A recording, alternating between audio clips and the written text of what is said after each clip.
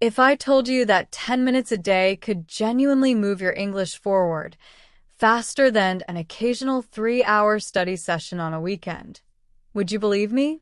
Most people wouldn't because we tend to associate real progress with big blocks of effort, a long study session, an intensive course, a full weekend dedicated to English. But consistency almost always beats intensity when it comes to building a skill like language. And today I want to show you exactly why, and then give you one specific 10-minute daily habit that pulls together almost everything we have covered in this series so far into a single, simple, repeatable routine. This matters especially at this point in our 10-day series, because by now you have learned quite a lot, breaking the translation habit, avoiding common mistakes, closing the gap between understanding and speaking, practicing speaking alone, studying more efficiently, and learning grammar through natural exposure. It would be easy to feel slightly overwhelmed trying to juggle all of these ideas separately every single day.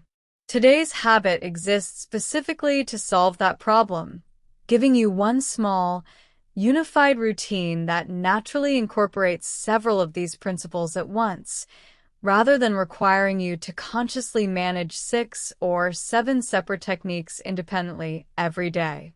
Let's start with why 10 minutes, done daily, tends to outperform occasional long sessions, because this idea goes against what most people instinctively assume. Language skill is built through repeated exposure and repeated retrieval, not through the sheer total number of hours in isolation. Every time you engage with English, your brain strengthens certain connections, certain pathways between words, meanings, and sounds. These connections weaken slightly between sessions if too much time passes without reinforcement.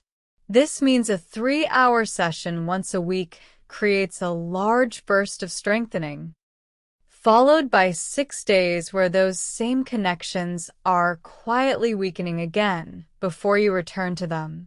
A 10-minute daily habit, on the other hand, reinforces those same connections constantly before they have much chance to fade.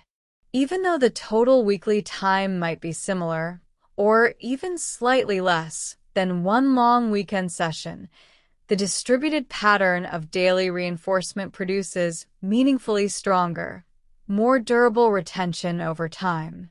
This is the same underlying principle behind spaced repetition, which we discussed in an earlier video in this series, except here we are applying it to your overall practice habit itself, not just to vocabulary review specifically. There is also a psychological advantage to a small daily habit that a long occasional session simply cannot offer. 10 minutes feels achievable almost every single day, regardless of how busy, tired, or unmotivated you feel. A 3-hour session, by contrast, requires you to find a large, uninterrupted block of time, real motivation, and real energy, all at once, which is a much higher bar to clear consistently.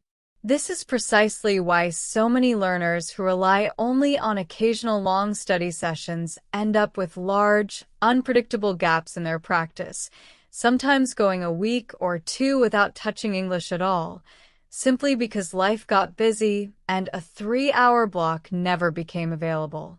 A 10-minute commitment removes almost every excuse.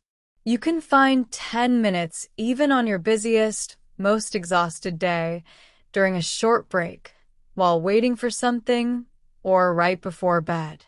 And because the bar for showing up is so low, a 10-minute daily habit is far more likely to actually survive long-term, month after month, than an ambitious but fragile plan built around occasional long sessions that frequently get skipped or postponed. Now, let's talk about what this 10-minute daily habit actually looks like, because a vague idea like practice English for 10 minutes is not specific enough to reliably produce results. I want to give you one clear, structured routine that combines several of the most effective techniques we have covered throughout this series into a single, tight 10-minute block. Here is the structure. 2 minutes of active listening or reading with attention, 3 minutes of active recall practice, 3 minutes of spoken output, and 2 minutes of reflection and light review. Let's break down each piece. The first 2 minutes involve consuming a small piece of English content, ideally something you have already selected in advance, so you're not wasting practice time searching for material. This could be a short segment of a podcast, a page of a book, or a few paragraphs of an article. The key here is genuine attention. This is not passive background listening while doing something else. For these 2 minutes, your full focus is on understanding the content and noticing anything new, an unfamiliar word, an interesting grammar structure, a phrase you have not encountered before. The second stage, 3 minutes, involves active recall, which we discussed in detail in an earlier video. Without looking back at the content you just consumed, try to recall and say out loud or write down the main ideas you just took in. What was the content about? What specific new word or phrase did you notice? Can you use that new word or phrase correctly in your own sentence from memory without looking at how it was originally used? This stage transforms passive exposure into active, effortful retrieval, which, as we discussed previously, builds significantly stronger memory than simply moving on after consuming content without ever testing yourself on it. The third stage, 3 minutes, involves spoken output, drawing directly from the solo speaking practice techniques covered earlier in this series.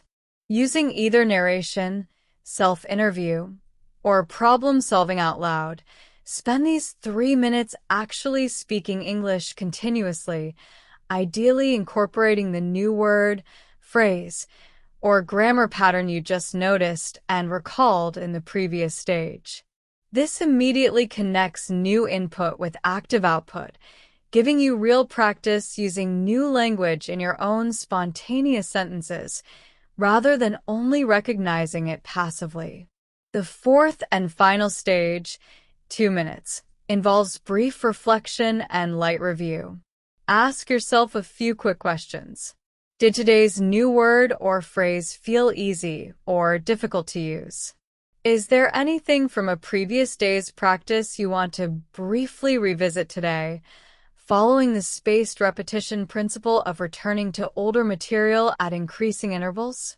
Jot down, even just mentally or in a very short note, what you want to focus on tomorrow, whether that is the same content continuing from today or something entirely new. This 4-stage structure, 2 minutes of attentive input, 3 minutes of active recall, 3 minutes of spoken output, and 2 minutes of reflection, totals exactly 10 minutes, and it deliberately combines nearly every major principle we have discussed throughout this entire series into one compact daily routine. You are engaging with new material at an appropriately challenging level. You are actively retrieving information rather than just passively reviewing it. You are producing spoken English rather than only consuming it. And you are building in a small habit of ongoing reflection and spaced review rather than treating each day's practice as a completely disconnected, isolated event. The third stage, 3 minutes, involves spoken output, drawing directly from the solo speaking practice techniques covered earlier in this series. Using either narration, self-interview, or problem-solving out loud, spend these 3 minutes actually speaking English continuously, ideally incorporating the new word, phrase, or grammar pattern you just noticed and recalled in the previous stage. This immediately connects new input with active output, giving you real practice using new language in your own spontaneous sentences, rather than only recognizing it passively. The fourth and final stage, 2 minutes, involves brief reflection and light review. Ask yourself a few quick questions. Did today's new word or phrase feel easy or difficult to use? Is there anything from a previous day's practice you want to briefly revisit today, following the spaced repetition principle of returning to older material at increasing intervals? Jot down, even just mentally or in a very short note, what you want to focus on tomorrow, whether that is the same content continuing from today or something entirely new. This four-stage structure, 2 minutes of attentive input, 3 minutes of active recall, 3 minutes of spoken output, and 2 minutes of reflection, totals exactly 10 minutes, and it deliberately combines nearly every major principle we have discussed throughout this entire series into one compact daily routine. You are engaging with new material at an appropriately challenging level. You are actively retrieving information rather than just passively reviewing it. You are producing spoken English rather than only consuming it.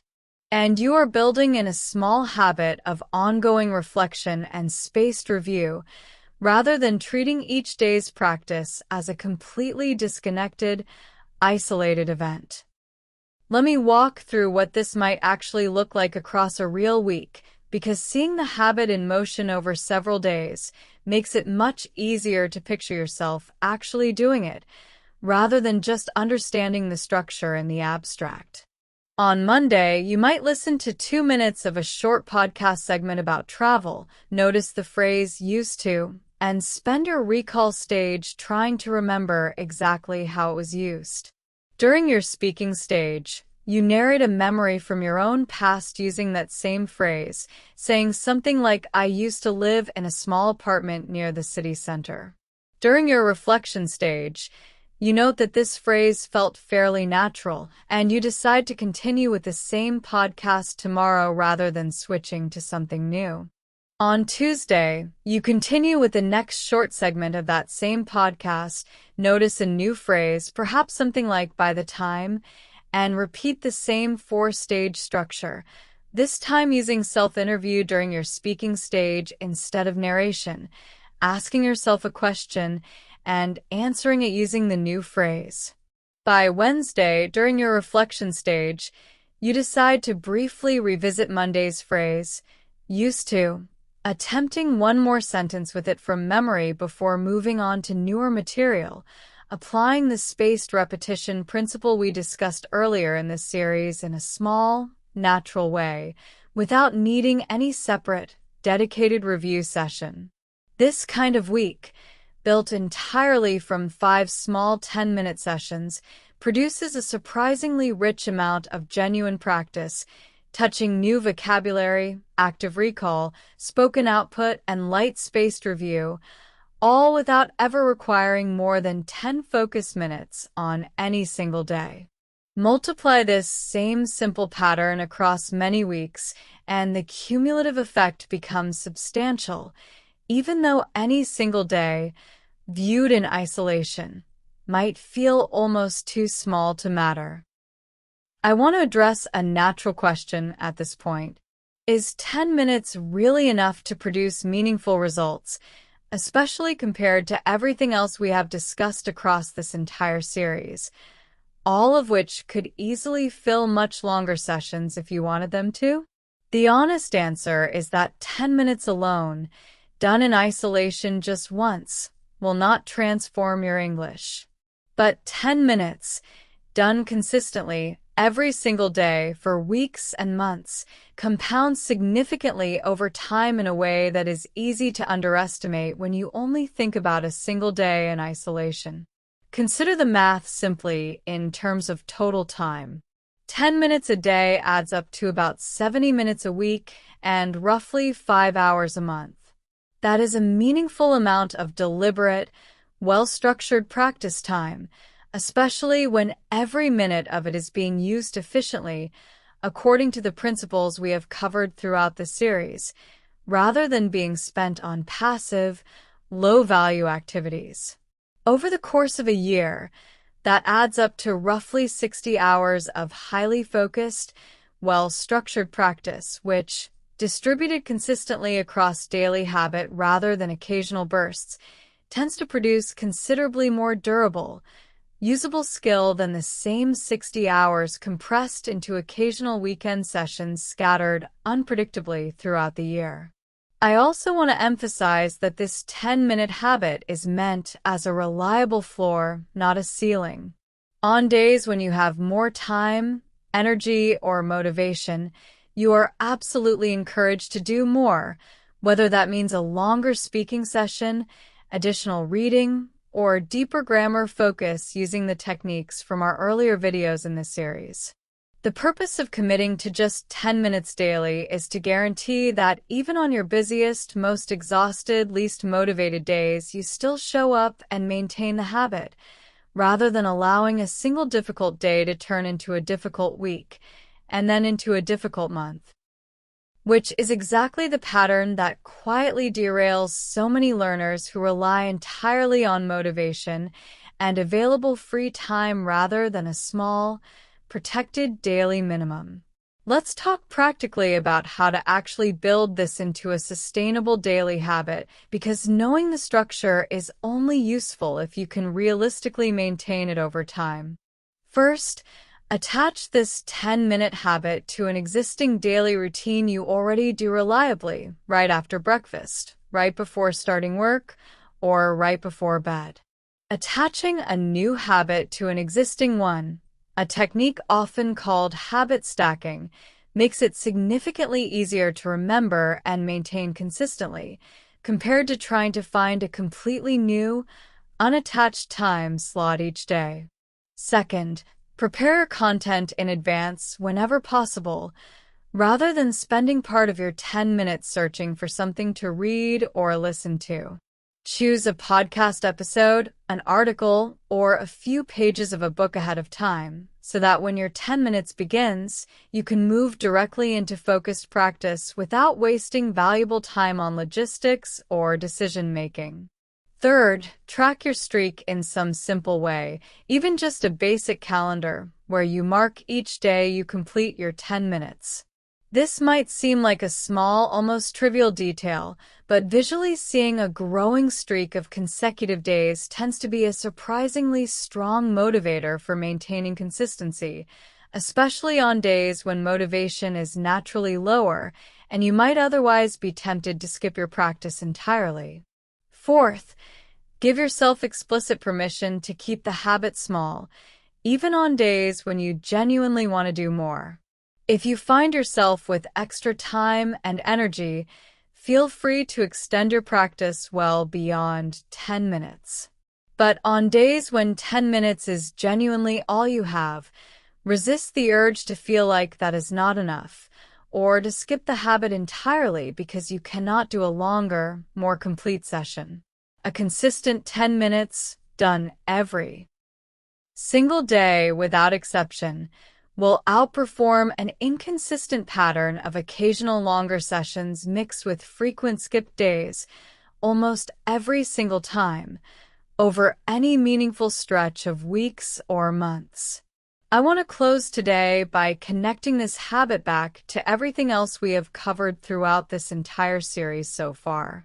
Breaking the translation habit, avoiding common learner mistakes, closing the gap between understanding and speaking, practicing speaking alone at home, studying more efficiently, and learning grammar through natural exposure rather than rule memorization alone. Each of these ideas becomes significantly more powerful and more sustainable when practiced consistently rather than occasionally, and this 10-minute daily structure gives you one concrete, reliable way to actually apply all of these principles together every single day, without requiring a large time commitment that realistically only survives for a week or two before life inevitably gets in the way. It is also worth saying that this habit does not need to look identical every single day forever. As your English improves, feel free to adjust the specific content you use, gradually increasing difficulty, or shifting which speaking technique you rely on for the output stage.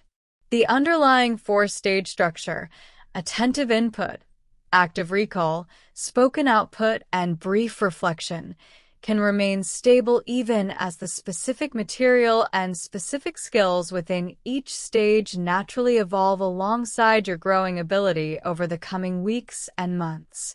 Tomorrow, we're going to talk about building genuine conversational confidence, moving beyond simply having the language skills needed for a conversation, and into actually feeling comfortable, natural, and self-assured while using those skills in front of another real person, which, as we discussed earlier in this series, does not always develop automatically at the same pace as underlying language ability itself.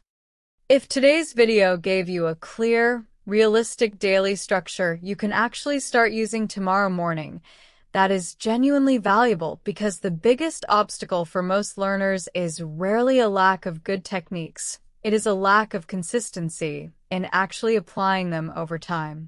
Let us know in the comments what time of day you're going to attach your new 10-minute habit to. This is day 7 of English Rewired's 10-Day English series, and I will see you tomorrow for day 8.